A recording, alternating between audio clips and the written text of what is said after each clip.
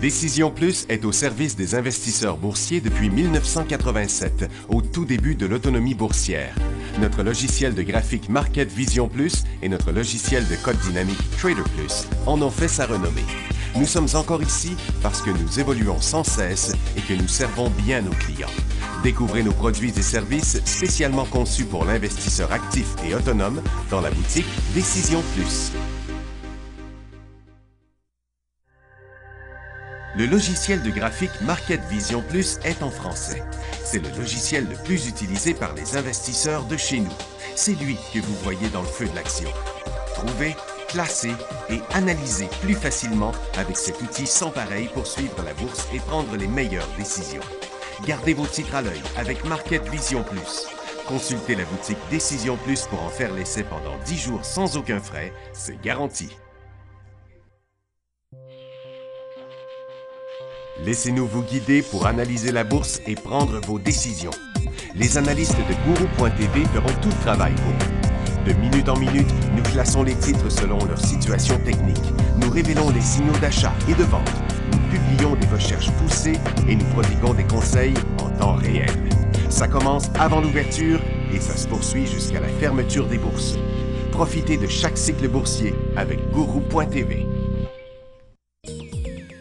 Trader Plus, l'instrument du day trader. 50 cotes qui clignotent en même temps. Autant de listes que vous voulez. Graphiques à la seconde. De 3 à 30 graphiques. Des alarmes à volonté. Des listes de cotes préparées. Des modèles graphiques préparés. Prêts à faire feu. Achetez, vendez avec Trader Plus.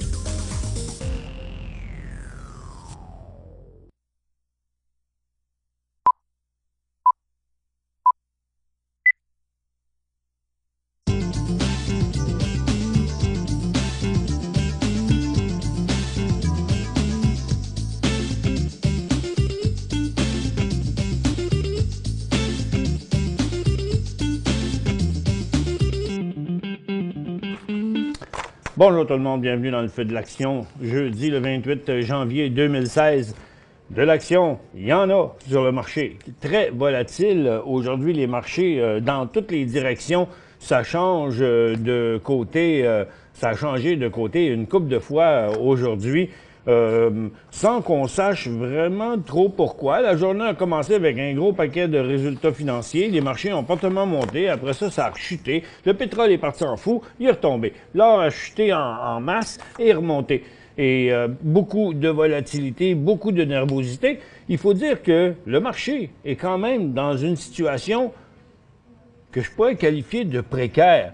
Il n'y a rien qui dit que ça va se faire. Mais vous savez, on est revenu à un point où les indices sur leur tendance à long terme là, sont juste sur le bord d'un gouffre.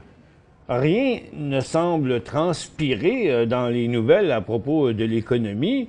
Il n'y a rien arrivé du côté du FOMC, mais on ne se fait pas inonder de chiffres à propos de l'économie. Toutes les seules choses qu'on a entendues dernièrement étaient bien plus des oui-dire. Quand dernièrement Mario Draghi disait « Oh, c'est pas si pire que ça. » Puis les autres pays qui disaient « Oh, ben s'il se passe de quoi, on va intervenir. » Non, mais jusqu'à date, ils sont intervenus, puis les marchés ont quand même descendu.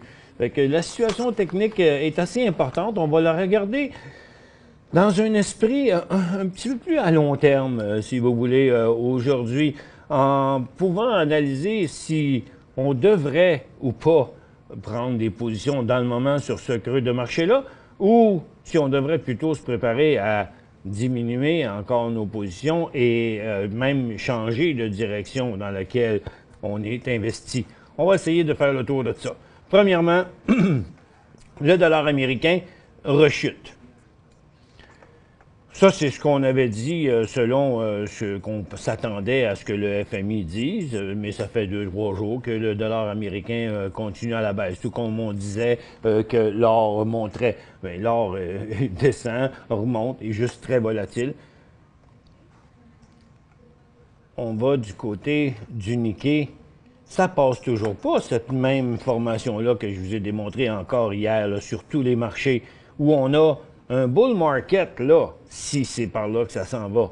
Mais faut quand même se rappeler qu'on est à long terme dans une tendance baissière, à court terme aussi dans une tendance baissière.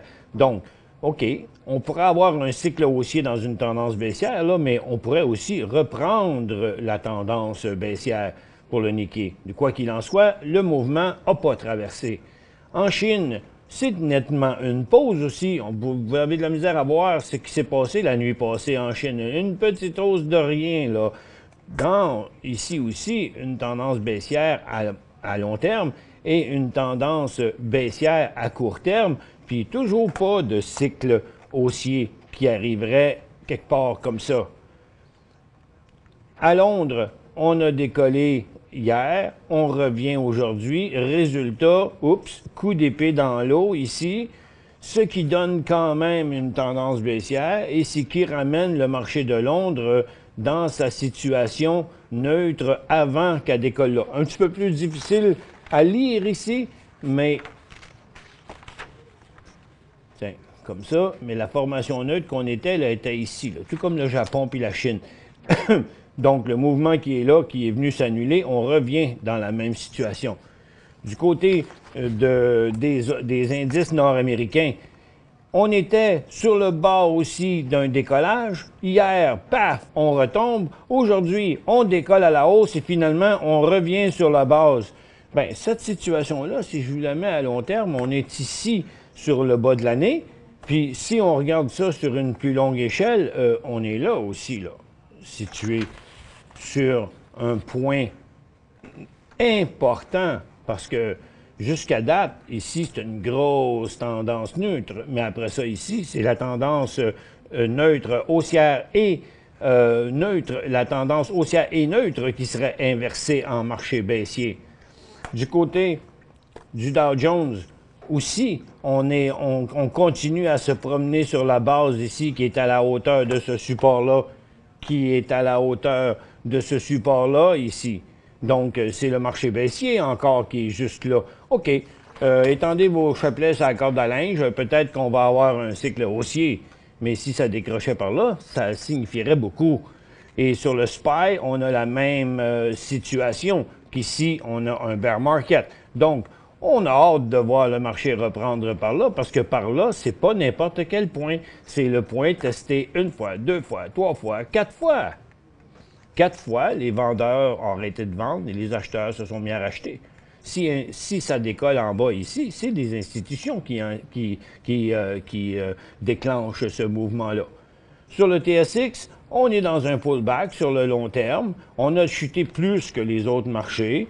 À court terme, ça avait l'air plus intéressant, mais regardez, c'est juste une petite remontée dans une tendance baissière. Puis même si ça rechutait ici, ce serait encore une tendance baissière plus abrupte. Donc, la partie n'est pas gagnée de ce côté-là. Et dans son côté long terme, comme je vous disais, par rapport aux marchés américains qui sont ici, nous autres, on est pas mal plus bas. Le ministre de l'Économie a démissionné de son poste suite à des allégations de malversation financière au Nikkei, au Japon. Le Hang Seng, la bourse de Shanghai est en forte baisse et a perdu près de 25 % en janvier. Bon, on parle du mois de janvier. En Angleterre, le PIB est en hausse de 0,5 au quatrième trimestre, en ligne avec les estimations sur un an de 1,9. Facebook, sur ses résultats financiers de 68 à 79, 51 % d'augmentation des ventes. Lui est en feu, mais bloqué à sa résistance. Alibaba était en hausse, maintenant est en train de tester son support pareil comme le marché. Pourtant, ils ont fait 89 à 99.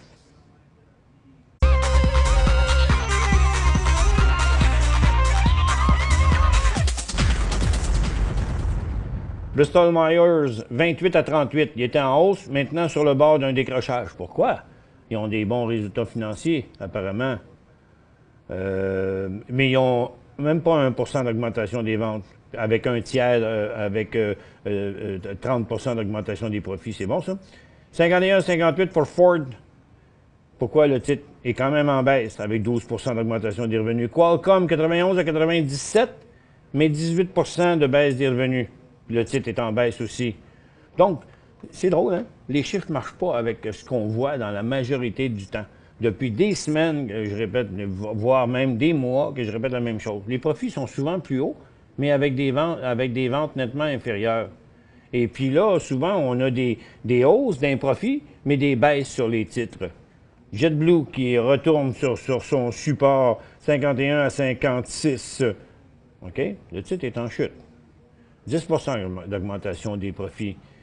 Under Armour, 46 à 48. Lui, il a 2 cents de profit, 30 d'augmentation des revenus, puis lui, il est en feu. eBay est en forte chute à 22 piastres, en baisse de 13 %. Ils attendaient 5 cents, ils ont eu 5 cents. Et le titre se place en même situation que le marché sur le bord d'un bear market.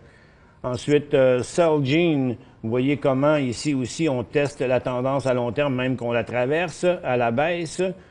Et dans son graphique quotidien, Celgene fait un nouveau bas en dessous d'un support important. 1,21, ils ont eu 1,18, 3 cents de moins. Abbott, 61 à 62, le titre est en chute. Altria, 68 à 67, le titre ne bouge pas. Las Vegas remonte. Las Vegas Sand, il y a eu 64 à 62, puis lui, il monte. Donc, c'est pas pire, ça. Il attendait 64, ils ont 62, donc 2 cents de moins. Ils ont 16 % de baisse des revenus, mais le titre monte. Comment vous expliquez ça?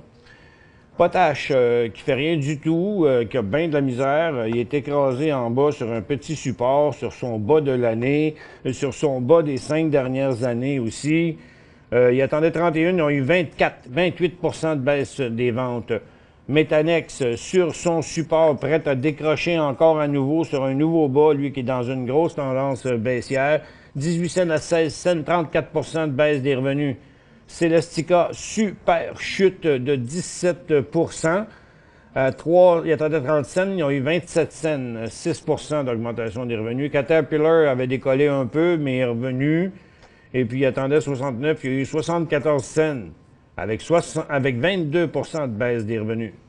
Caterpillar prévoit un bénéfice supérieur aux estimations des analystes qui disent, car il bénéficie de contrôle des coûts et de restructuration. Donc, on s'entend, contrôle des coûts et restructuration. C'est ce qu'on entend partout. Donc, c'est pour ça que les profits sont là quand même si les ventes sont inférieures.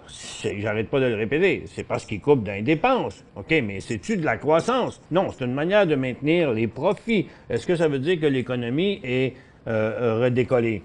Non.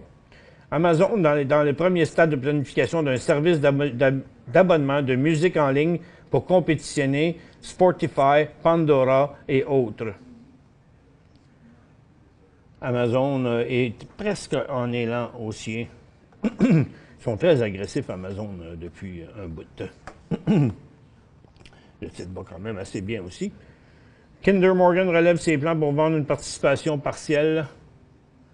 Il est sur le bord de l'inversement de sa tendance baissière, mais c'est vraiment pas fait. 2 projets majeurs totalisant 3 milliards à des firmes de capitaux privés pour réduire les dépenses en capital. Les commandes de biens durables, forte baisse. Avant, on avait 0, là, on a plus 0, l'estimé était de 0,2 et l'actuel est moins 5,1. Sans les transports, moins 1,2. Donc, c'est les transports qui chutent le plus. Bombardier est poursuivi pour au moins 14,2 millions canadiens par Comerica. Après que Bombardier a été incapable de trouver des acheteurs pour les 4 avions dont les baux ont expiré.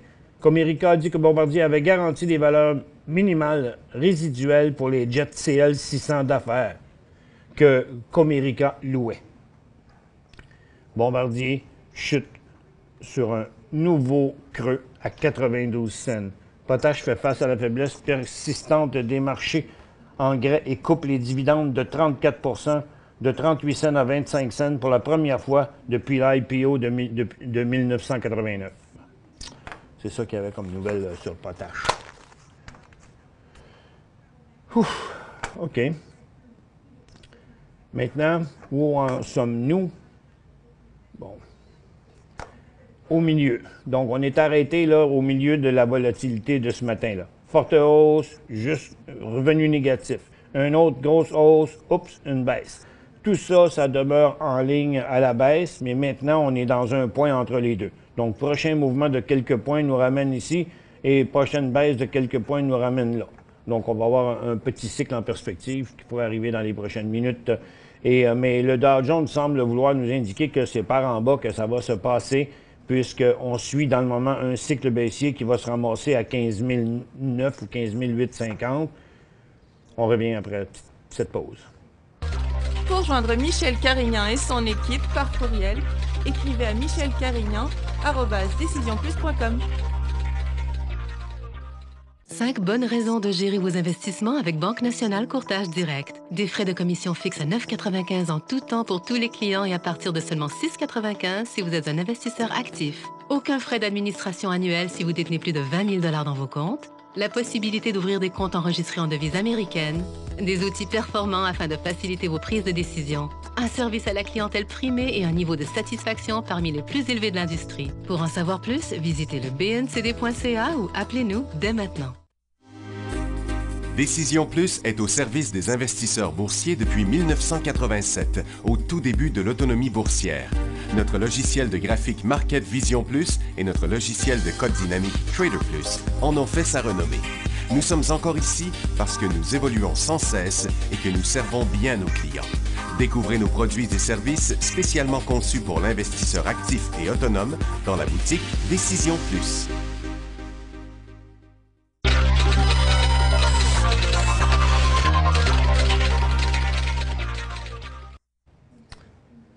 Bon retour, mesdames et messieurs. OK, allons-y avec le pétrole au départ. C'est sûr que avec tu sais, on a vu le pétrole à 140$, on a vu le pétrole à 100$, on a vu le pétrole se tenir dans les 60. Après ça, on est descendu sur des paliers toujours plus bas. Là, présentement, il vaut 33,15$. Et qu'est-ce qu'on a ici? Une tendance baissière et aussi une tendance baissière. Ça fait plusieurs fois qu'on vient sur le bord de l'inverser, pas la longue, mais la plus courte, et ça s'est jamais fait. Il faut quand même pas oublier qu'ici, on a eu vraiment beaucoup de volume à la baisse. Les volumes à la hausse demeurent moins élevés. Regardez, les volumes si je fais une moyenne des volumes sur la hausse, et une moyenne des volumes sur la baisse, il y a une différence marquée. Donc, est-ce qu'on a atteint le creux sur le pétrole? Oui, c'est sûr qu'on pourrait connaître une certaine phase à partir d'un creux aussi bas. Mais déjà, c'est pas si fort, OK, que ça. Ça fait que je trouve que dans chaque repli, c'est risqué, à part que sur des investisseurs à très court terme ou quelqu'un qui fait du day trading, donc les jours que c'est à la hausse, c'est plus chanceux à la hausse, mettons. Mais tant qu'on n'aurait pas, sur le pétrole, on ne serait pas revenu à la résistance précédente, je vais essayer de vous faire des lignes mieux tracées en faisant un zoom dans le futur un peu. Et regardez, je vais vous retracer ces lignes-là ici. Donc la tendance la plus abrupte est là. J'ai besoin de l'autre pour tracer celle-là, comme ça. Je vais refaire mon zoom pour qu'on voit ces deux lignes-là. Et donc, tant que USO n'aurait pas... OK, puis c'est correct pour ceux qui sont à très, très court terme, il y a de l'argent à faire si ça s'en va jusque-là. Mais la tendance sera vraiment inversée lorsqu'on aura eu non seulement un creux et une hausse, mais qu'on ne reviendra pas à l'intérieur de cette tendance-là pour montrer un changement dans l'équilibre entre les acheteurs et les vendeurs. Ça arrivera lorsque le USO viendra traverser la résistance ici et la ligne de tendance là, qui pourrait se faire ici. Ça, c'est le best case scénario, genre, OK? L'approche qu'on aimerait voir que ça arriverait. Mais toute reprise, même si elle se passait à ce niveau-là, à un prix plus haut qu'on a là, qui reviendrait comme ça à la baisse, ne donnerait qu'une tendance neutre et non pas... Donc, dans le meilleur des cas, pour l'instant, ça pourrait se transformer dans une tendance neutre. Le gaz, OK, on a un peu une condition comme ça ici. On a fait un creux, on est remonté, on s'est rendu à la ligne de tendance, on est redescendu, mais là, on est entre les deux. Donc, elle continue encore par là. Éventuellement, il y a une possibilité là d'inversement aussi, mais c'est loin d'être fait encore. OK? Donc, on se doit d'attendre. En swing trading, ceux qui disent sur le moyen court terme, est-ce que c'est bon pour revenir? Non, dans le moment, c'est du très, très, très court terme parce que tout ce qui remonte est quand même des remontées dans des tendances baissières. Du côté de l'or, bon, l'or, sur son long terme, n'a toujours pas non plus inversé sa tendance. Donc, tout ça, ça demeure que du court terme. Pour l'instant, on a un plafonnement ici, on est en train de revenir à la baisse dans une petite tendance haussière à court terme, à l'intérieur d'une tendance baissière à long terme. Et les titres, eux, nous montrent un énorme point de saturation ici. Donc, sur le long terme, tant et aussi longtemps qu'on n'aura pas traversé, que TTGD n'aura pas passé la barre des 150, au minimum dans ce coin-ci, là, OK? Donc, il nous manque un autre mouvement ici. Je pense que, non, c'est définitivement pas un go sur le court et moyen terme, là, quelques semaines à quelques mois, toujours pour l'or. Ça pourrait arriver, mais c'est pas là encore. Et on voit à peu près le même scénario du côté des titres. Chacun des titres nous montre la même chose. On a toutes des multiples résistances. Des tours, une des meilleures parce qu'elle est en haut. Mais on voit là, un gros niveau de résistance sur la grande majorité des titres. Barrick, qui a été un des plus faibles pendant très longtemps, maintenant se comporte mieux que les autres. Prochain signal d'achat, Barrick, 14,38,40 à peu près. Donc, vous voyez, pour les orifères, il y a quelques affaires qui commencent intéressantes. Le secteur se place en position qui pourrait devenir intéressant dans l'inversement de sa tendance à long terme, mais c'est pas encore tout à fait fait. Pour les mines, ça demeure encore très risqué. Bon, c'est sûr qu'à ce prix-là, c'est bien plus bas. OK? Tôt ou tard, un jour, ça ne peut pas descendre tout à zéro. Là, on ne peut pas se mettre à vendre le cuivre, le nickel, puis toutes ces affaires-là à 5 cents la tonne. Là. Tu comprends? Il y a un bas là, à ces affaires-là. Parce qu'on ne peut pas arrêter toutes les industries. Il y a encore un marché, il y a encore une économie. C'est juste qu'elle roule au minimum. C'est juste que la valeur, à cause de la demande, a beaucoup baissé. Mais par le passé, c'est ceux qui ont réussi à résister aux vents et marées qui vont faire bien de l'argent. On commence à le perdre, là, mais pas loin ici, là, ça, c'était le haut. Mais faut pas oublier que en 2007, là, parce que ça, c'est qu'après la remontée ici, en 2007, les minières étaient à ce prix-là en bas. Donc, on approche quelque part d'un point d'achat extraordinaire, qu'un jour, le prix des mines, il va falloir que ça remonte. Par quand les économies vont rouler à bloc. Est-ce que c'est arrivé encore? Non. Qu'est-ce qu'il faut faire? Il faut être capable de toffer, il faut être capable, il faut pas être dedans pendant qu'ils descendent, OK? Mais lorsqu'on arrivera vraiment au point le plus creux, on pourra recommencer à acheter dans des nouvelles tendances haussières, mais on a encore le temps de voir venir ça. Pour l'instant, le reste des marchés, bien, regarde, la consommation discrétionnaire n'est pas sur le bord de virer haussier, elle est sur le bord d'accélérer à la baisse. Les télécoms aussi, je vous l'ai montré tantôt. Les services financiers sont dans un pullback, dans une tendance baissière. Sur le long terme, sont en train de remonter un peu après avoir traversé en tendance baissière. OK? C'est pour ça que là, il faut être prudent sur le court terme. Pas sûr que le point est encore arrivé. Ceux qui vont faire le plus d'argent sont ceux qui vont acheter dans le meilleur creux. Donc, il ne faut pas acheter dans tous les creux. Il faut acheter dans le dernier creux. Mais on ne saura jamais que c'est le dernier creux tant qu'on n'aura pas eu un deuxième plus haut. OK? C'est ça la théorie qu'on attend, qui ne s'est jamais encore passée et qui reste encore à voir arriver. Donc, les real estate, c'est pareil. OK? On est en haut. Donc, pour l'instant, on est définitivement dans un creux de marché.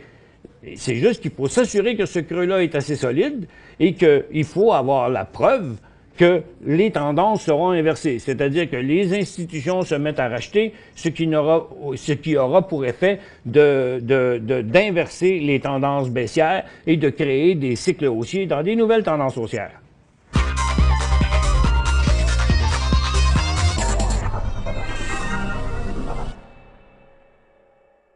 5 bonnes raisons de gérer vos investissements avec Banque Nationale Courtage Direct. Des frais de commission fixes à 9,95 en tout temps pour tous les clients et à partir de seulement 6,95 si vous êtes un investisseur actif. Aucun frais d'administration annuel si vous détenez plus de 20 000 $ dans vos comptes. La possibilité d'ouvrir des comptes enregistrés en devise américaine. Des outils performants afin de faciliter vos prises de décision. Un service à la clientèle primé et un niveau de satisfaction parmi les plus élevés de l'industrie. Pour en savoir plus, visitez le bncd.ca ou appelez-nous dès maintenant.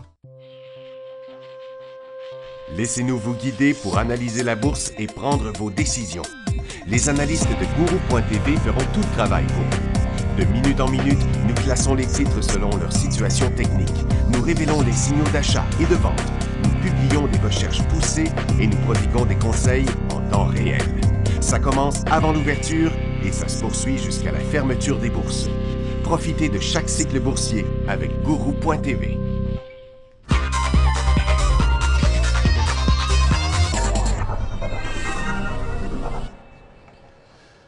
Bon retour, mesdames et messieurs. Donc, dans toutes les tendances, il y a des points où une tendance est déjà enclenchée, puis il y a chacune des plus petites reprises à l'intérieur, comme il y a eu ici un inversement de la tendance ce matin sur USO qui a duré ce temps-là. Et, oups, qui a changé de bord ici. Mais la plus importante, c'est celle-là, parce que là, ici, pour la journée, on a 2 points majeurs qui ne sont pas un creux, un autre creux, un autre creux, un autre creux. Non, non, c'est aller, retour, il y a un gros cycle ici. Donc, ce qui fait que ces gros cycles-là deviennent importants, parce que le range maintenant, si j'enlève ça, là, le range à court terme maintenant, il est entre là et là. Donc, si ça repart par là, la grosseur du mouvement qu'on peut avoir est de l'ordre de cette grosseur-là. Si ça repart par là, la grosseur du mouvement est de l'ordre de ça. Donc, à peu près la même chose. Ici, ça remonterait neutre, ce ne serait pas encore haussier. Puis ici, ça retournerait baissier, mais le potentiel pour après-midi, il est là-dedans ou là-dedans. On y va avec quelques questions. QQQ à long terme, 6 mois, c'est-tu intéressant? Bien, on va vous dire ça dans quelques jours, parce que QQQ, c'est le power share du Nasdaq, et puis il fait comme Nasdaq, OK? Donc, Nasdaq, là, est sur un support multiple ici, puis si on décroche en bear market, il va être payant QQQ. 6 mois, c'est beaucoup, là. 6 mois, là, c'est long de même, OK? Qu'est-ce que le marché peut faire dans long de même? Peut se rendre jusqu'ici, à peu près. Donc, 6 mois, oui, mais semaine par semaine, OK? Et non pas dire, oui, s'il passe ici, shortez-les, puis rachetez-les dans 6 mois. Non, là, vous demandez si c'est intéressant 6 mois, ça veut dire que vous pensez qu'il va aller par là. Mais faites attention. Si vous pensez que c'est intéressant Nasdaq parce qu'il va remonter 6 mois, vous dites, oui, mais il peut aller par là, mais avant 6 mois, il va être revenu là. Oui, mais attendez le prochain creux en bas d'abord, OK? Pour l'instant, là, ce que vous devez faire, c'est attendre la fin de la bataille ici, là, entre les acheteurs et les vendeurs. Par là, c'est un bear market. Par là, c'est un cycle haussier. Puis pas 6 mois. 1 mois ou 2, peut-être, aller jusqu'en haut, mais ça, c'est la réponse, on va l'avoir ici. À 105 pour QQQ, là, en haut de 105 ou en bas de 100. Est-ce un achat USO? C'est des questions d'hier, hein? J'aime bien jeter un petit coup d'œil sur mes indices pour voir que... on a de la pression ici, là. On a de la pression. On s'en va-tu par en bas? Regardez ça, là. Le Dow à côté, là, sur son bas, ici, vers un nouveau bas. Et la journée n'est pas encore finie. La question, c'était USO. On va aller sur USO ici. Puis je vous l'ai expliqué tantôt. Quand ce sera un achat seulement en swing trading, puis pour au moins quelques semaines à quelques mois, seulement quand USO, après avoir remonté ici, s'en allait comme ça, passerait comme ça. Parce que dans le moment, c'est juste un pullback dans une tendance baissière. TCK, c'est un achat? Non, parce que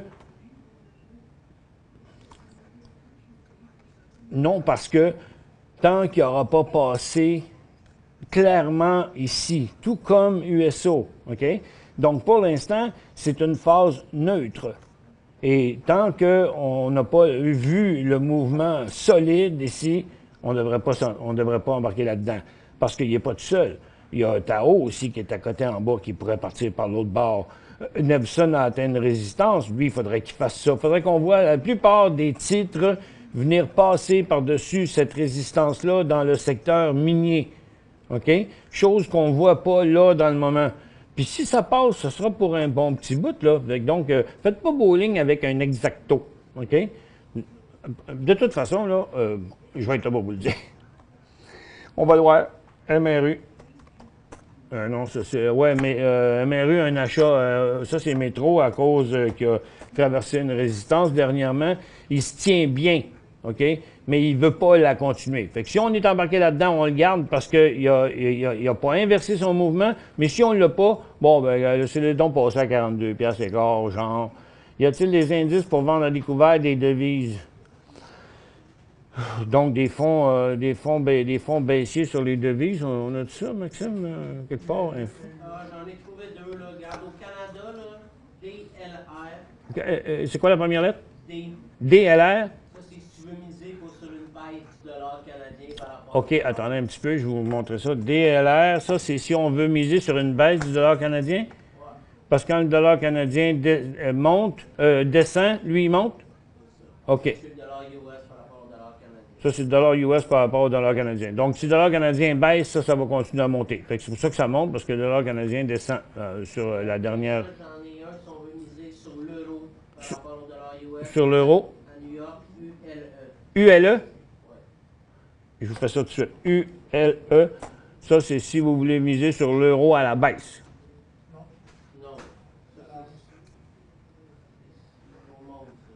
L'euro monte, là, il monte. OK. Donc, c'est comme l'euro. OK. Ben, oublie ça, j'ai pas assez d'informations, mais l'autre, DLR, c'est plus intéressant.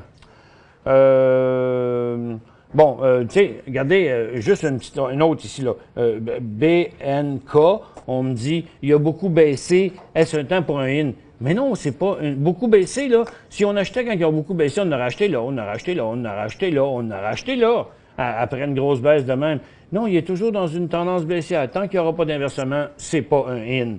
Merci à tous d'avoir été avec nous. On se retrouve demain dans le feu de l'action à 11h30 sur Décision.